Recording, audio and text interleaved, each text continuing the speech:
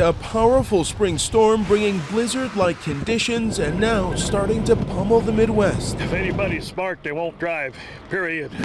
In South Dakota, winds over 50 miles per hour, creating whiteout conditions. A major interstate shut down for 100 miles.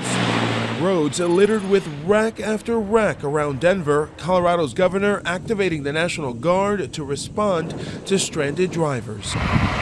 In Minnesota, it's slick out there. Tractor trailers jackknifing the slick conditions leading to these wrecks. Cars creeping down roads in the blinding conditions, barely able to navigate the elements. This bridge collapsing after ice buildup caused the wood pilings to give way.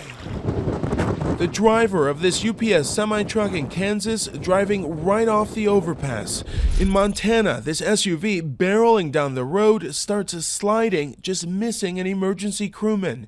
And in Idaho, just outside Boise, a small town cut off by rising waters, residents airlifted to safety. In Amarillo, Texas, wind wreaking havoc. Watch as this semi-tractor trailer is just tossed on its side.